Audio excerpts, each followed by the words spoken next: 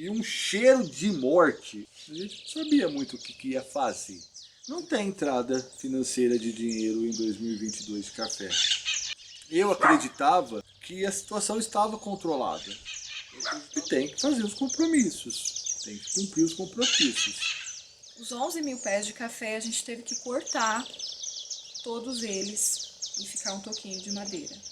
Algumas pessoas têm perguntado se valeu a pena e se não valeu a pena e se a gente ia desistir de morar no sítio, se a gente ia voltar para a cidade, uma vez que o nosso sustento vinha do café e os nossos pés de café queimaram com a geada. Então a gente vai tirar todas essas dúvidas agora.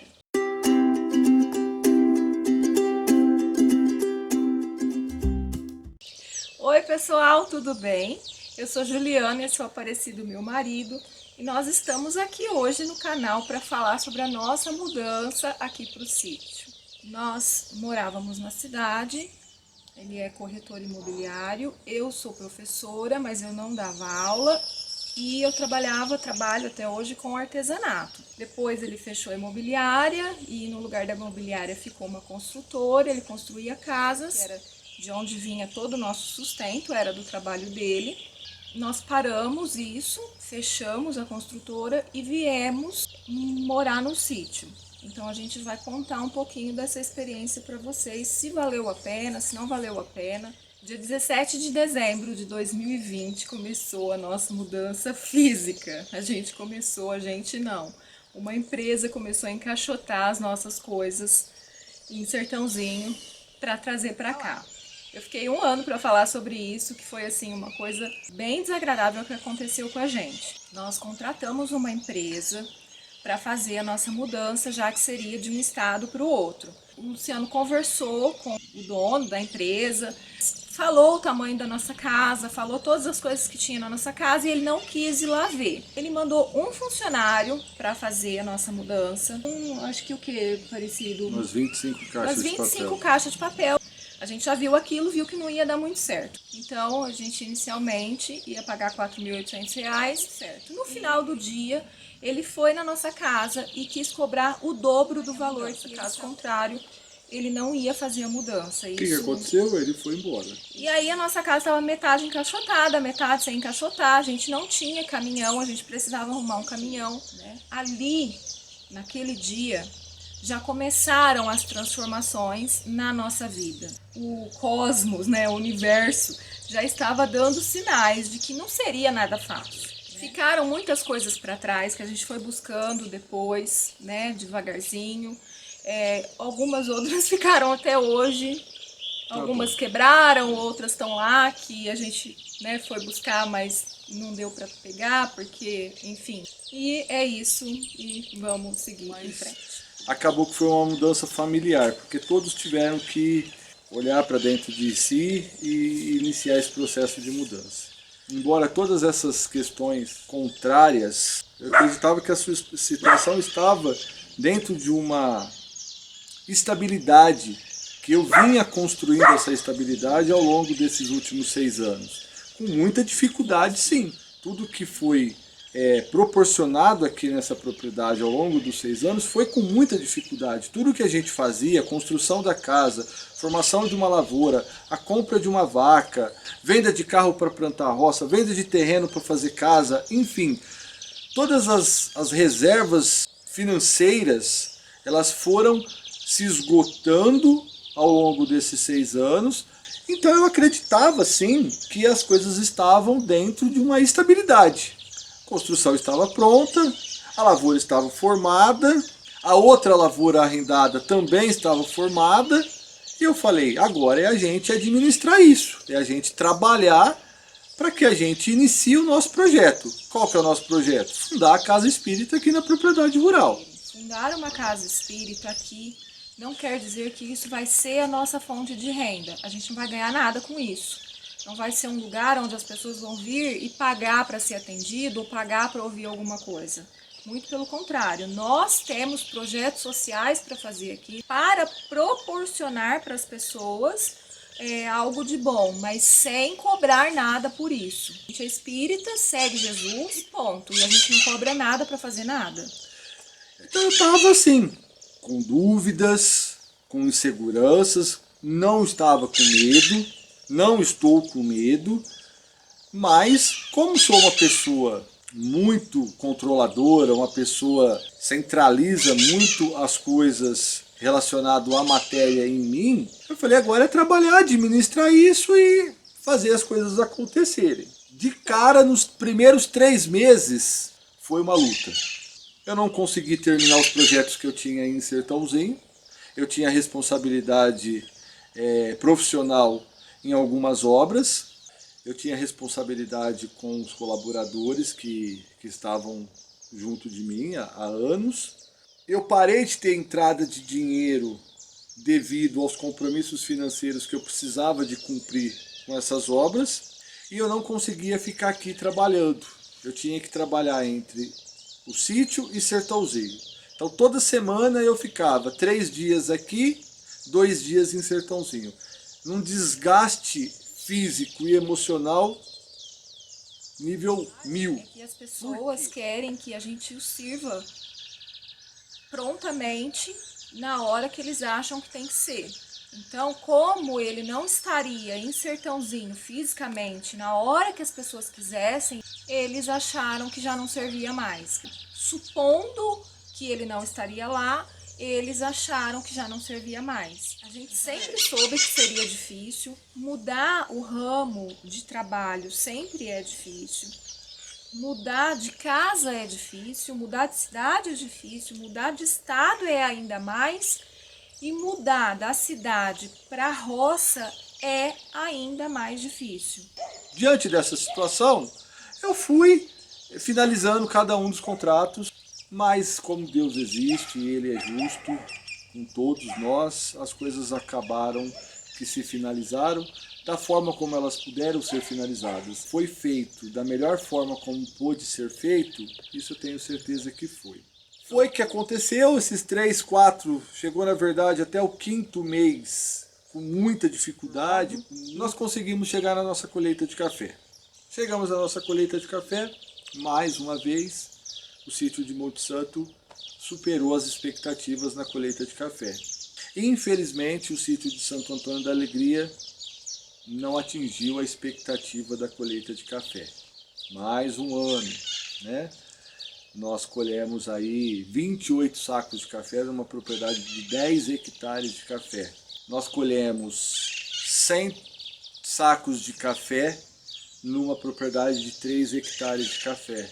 Então aí vocês fazem uma comparação, né? A propriedade de 10 hectares tem quantos pés de café? Em torno de 50 mil pés de café. E a propriedade de 3 hectares em torno de 11 mil pés de café. Como eu tinha uma expectativa de colheita e eu estava esperando uma colheita melhor em Santo Antônio da Alegria, eu fiz o quê? Aí vai o Luciano que fica pensando grande, né? Mas hoje de manhã eu tive uma conversa boa, acho que as coisas vão mudar. Eu vim e fiz um terreiro que vocês viram no vídeo. Estamos acabando de fazer a secagem do café, a preparação do café, frio e mais frio, giou. Deu uma sapecadinha nos ponteiros do café. Graças a Deus não queimou nada, vamos continuar para lá. E onda de frio e frente fria, frente fria, frente fria. Acordei de manhã, os vasos tudo congelado. Cheguei no terreiro, o café estava coberto, uma crosta de gelo por cima. Desci lá embaixo, cheiro de morte, matéria desidratada, podre, apodrecendo, decompondo. Eu falei, meu Deus, o que é isso? A geada pegou e comprometeu toda a lavoura de café. A gente não sabia muito o que ia fazer, mas o que eu sabia? Vou continuar da melhor forma que puder ser continuado. O café é uma árvore que você precisa em algumas épocas esqueletar o café, né? Que é você tirar algumas varas, né? Porque uma vez que ele produz nas varas.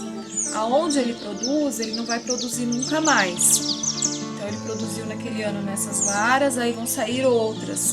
E tem algumas épocas que você tem que esqueletar, você tem que tirar, ou tira as ponteiras, enfim, tira ali as varas laterais, né?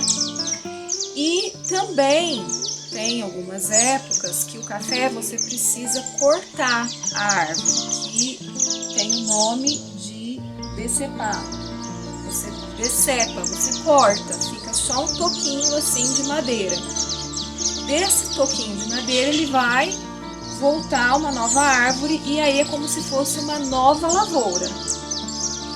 O que aconteceu com muitos pés de café nessa geada de 2021, do inverno de 2021, tanto na região de Monte Santo quanto na região de Santo Antônio da Alegria e nos entornos, o que aconteceu com muitos produtores foi exatamente isso. Alguns produtores tiveram que decepar, cortar todos os seus pés de café. Outros tiveram que arrancar os seus pés de café e ali naquela terra ou plantar novos pés ou ver o que vai ser feito.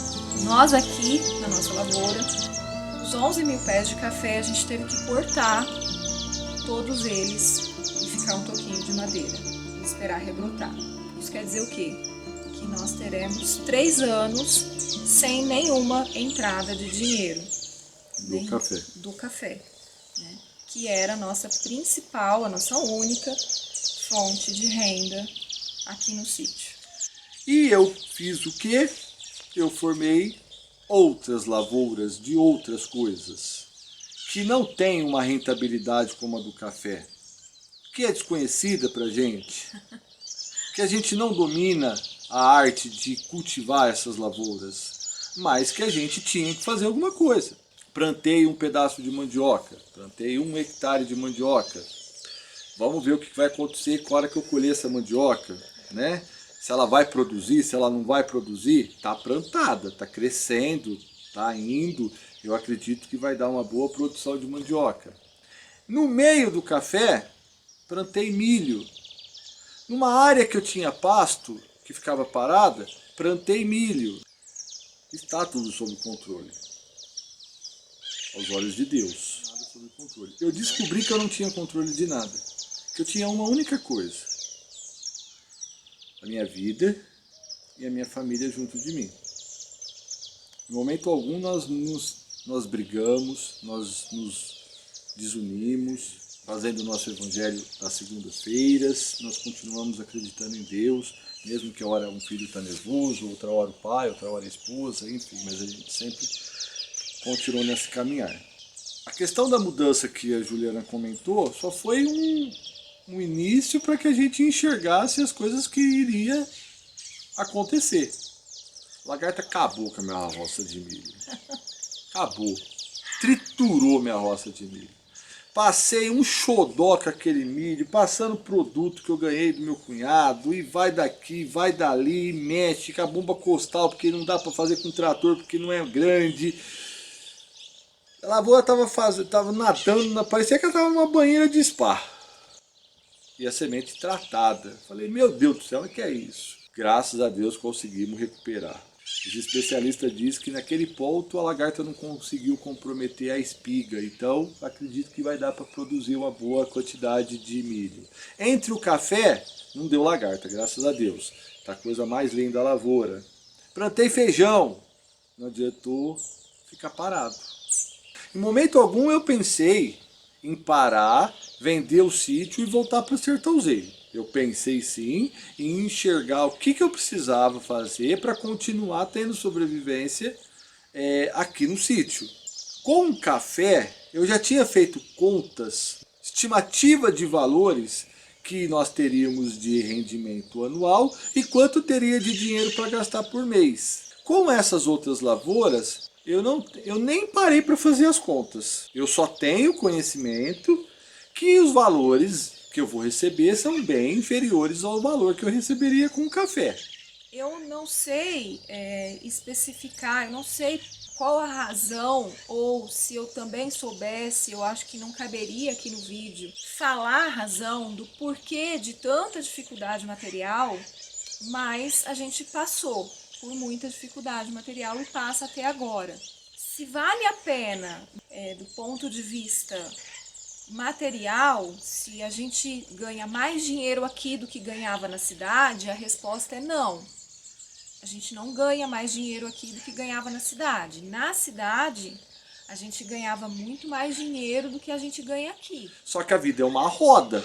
Daqui a pouco o café está gerando entrada de recursos financeiros novamente. E aí eu falei sobre ciência e sobre espiritualidade. Ciência porque a agricultura é uma ciência. Você tem que dominar essa arte de produzir. Mesmo que seja um canteiro, você tem que fazer direito, porque senão você não vai produzir. E a questão da espiritualidade? Nesses 12 meses eu tenho tido a oportunidade, mês a mês, de olhar como o Luciano era antes do projeto do sítio e como o Luciano está hoje. O Luciano, há 7 anos atrás, ele não parava para olhar os seus sentimentos de orgulho, de vaidade, de egoísmo, de superioridade, de ser uma pessoa simples aos olhos da sociedade, mas uma pessoa extremamente orgulhosa. Aqui a gente veio para ter uma vida mais simples e com menos consumismo. Isso que é o problema, porque para você conseguir transformar isso, você sofre. Porque é assim... Falar é muito bonito. Isso, eu falava, né? A gente não vai precisar comprar o leite, não vai precisar comprar o ovo, não vai precisar comprar manteiga, não vai precisar... Quando morava na cidade, a gente comprava muita comida pronta, a gente comprava muito bolo pronto, a gente comprava tudo industrializado. Era uma vida de praticidade, né? Aqui não. Primeiro que aqui a cidade fica longe. Então não tem como você correr ali para buscar. Isso também já me perguntaram. É perto? Não, não é perto, é longe. O que é mais difícil para você? É essa a questão de ser longe. Não que eu queira ficar indo na cidade. Eu tenho que me planejar mais na questão ali da minha despensa, das minhas coisas, do meu sabão, porque se acabar, não tem como eu ligar para ele, que ele tá na rua, e falar assim, ô Lulis, traz para mim tal coisa no final da tarde. Isso não existe. Eu senti isso muito. Então são pequenas coisas, pequenas mesmo, pequenas e bobas coisas, que a gente sente que junto com as grandes vão minando as suas energias, vão minando as suas forças.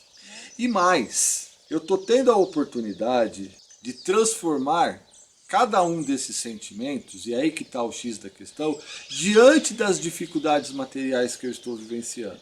De enxergar que para colocar esse projeto em funcionamento, eu vou precisar de ter a experiência realmente vivida na pele do que é você descer um degrau com entendimento e com resignação. Sem revolta. Então, hoje a gente não compra o leite, a gente tem a vaca. Só que não é simplesmente ir ali, pegar o leite e colocar no copo. Ele tem que ir lá, ele tem que pegar a vaca, ele tem que prender a vaca, ele tem que tirar o leite, aí ele tem que trazer o leite, aí eu tenho que coar o leite, aí eu tenho que ferver o leite e aí a gente vai usar o leite. Todo esse processo é para tudo, né? São para todas as coisas. Então, tudo que é do leite, o requeijão, eu faço o requeijão. É uma delícia, as visitas vieram na minha casa, ficaram loucos por causa do requeijão. Os meus meninos querem o requeijão comprado no supermercado, eu não compro, mas eles querem o requeijão comprado no supermercado, porque o natural é diferente, é mesmo, gente, é melhor. Mas quando a gente é acostumado, desde pequeno, com esse paladar industrializado, é muito difícil fazer a mudança. Nossa, Juliana, mas fica tão mais gostoso. Então, a gente é adulto, a gente já tem essa mentalidade. Um adolescente, ele não quer saber. Um adulto que saiu da adolescência e acabou de entrar na fase adulta, ele também não está muito interessado nisso, né? Ele quer mais as coisas prontas, eles querem mais as coisas prontas. Então a gente tem esse tipo de dificuldade. A praticidade que a gente tem na cidade não existe na roça, não é nada prático, não tem nada. Tem uma coisa prática na roça. O que vocês falam o ano inteiro, o mês inteiro? Ai, como que eu queria poder agora sentar e olhar o pôr do sol entre as montanhas. Isso tem. Tucano, tem bastante. Macaquinho, coati, plantar as coisas, esperar nascer, esperar crescer. entre o esperar nascer e crescer, você tem que cuidar muito, ficar em cima daquilo para você poder ter na sua mesa se você não quiser comprar pronto. E parece que quando você muda para um lugar desse, com o propósito que a gente teve, você não tem mais nem a condição de ir no supermercado comprar, que é o que aconteceu com nós. A gente foi compelido a se movimentar para produzir aquilo que a gente ia colocar na nossa mesa. A gente já produz tudo que a gente coloca na nossa mesa? Não. Mas esse é o nosso intuito. A maior parte do que a gente colocar na nossa mesa, a gente conseguir produzir. As perdas que nós tivemos, se comparadas aos ganhos, isso não é hipocrisia. Eu vejo que são menores do que os ganhos que nós tivemos de bem-estar. Ainda que passando pela dificuldade financeira, a gente está bem. A gente está bem, a gente está feliz, a gente está unido e a gente tem o que é de mais precioso, que é a saúde. E tem vontade de trabalhar, a gente gosta de estar aqui. Então, se a gente for comparar, colocar na balança, eu vejo que os ganhos são muito maiores do que as perdas. Porque, como eu sempre falo, dinheiro ele vai e vem. Dinheiro uma hora está na mão de um, outra hora está na mão do outro. Uns ficam um pouco mais, outros ficam um pouco menos, outros não ficam nada, mas é assim, cada um tem a sua sina, cada um tem o seu porquê, né? E eu acredito muito nisso. Desde quando a gente se conheceu, que a gente tem esses perrengues, a gente sobe, a gente desce, a gente fica estável, e a gente sempre esteve unido, a gente nunca brigou, a gente nunca discutiu por causa de dinheiro, um nunca jogou na cara do outro. Essa questão de dinheiro é uma questão muito bem resolvida para nós. Então isso, se a gente for pesar, a gente tem muito mais ganho do que perda. A gente não tem a intenção de mudar do sítio e voltar para a cidade.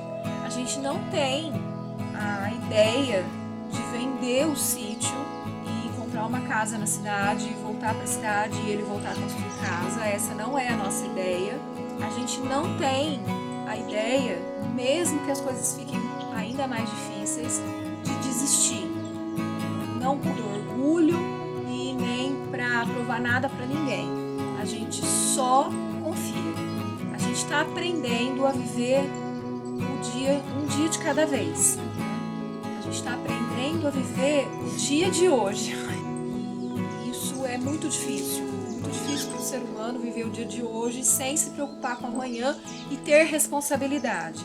Não é não ter responsabilidade, não é pensar na conta que vai vencer amanhã e falar assim, ela vai vencer amanhã, eu não quero nem saber. Não é isso, não é nada disso, é o equilíbrio, e atingir isso é muito difícil. A gente consegue isso o tempo todo? A gente não consegue isso o tempo todo, a gente não tem isso conquistado, mas a gente está tentando praticar, a gente se ajuda para praticar tudo isso. Então a gente não tem projeto, a vontade de vender o nosso sítio e voltar para a cidade, não é isso que a gente vai fazer, a gente vai continuar. Pessoal, o vídeo de hoje foi esse, espero que vocês tenham gostado desse bate-papo, que não tenha ficado cansativo, que eu tenha conseguido, eu e o Aparecido, passar para vocês um pouco da nossa experiência nesses 12 meses. Eu espero, sinceramente, poder voltar aqui daqui, não sei, 3, 4, 6 meses, trazer informações para vocês de como ganhar dinheiro com a terra, como ter rentabilidade com a terra, como produzir a sua própria comida. A gente está nesse meio aí, a gente está tentando, a gente só não trouxe isso aqui ainda porque a gente também está aprendendo e a gente tem que trazer aquilo que a gente já tem, né? Para ser uma informação certa para vocês. Então a gente espera que isso aconteça e conta com a ajuda de vocês, porque dá bastante trabalho fazer esses vídeos, dá bastante trabalho editar e a gente não ganha nada com isso. A gente só pede que você deixe o seu like, que se você não for inscrito ainda, se inscreva aqui, deixe seu comentário aqui para nós, que é importante porque aí o YouTube começa a enxergar o nosso canal, tá bem? Um beijo e até o próximo vídeo, se Deus quiser.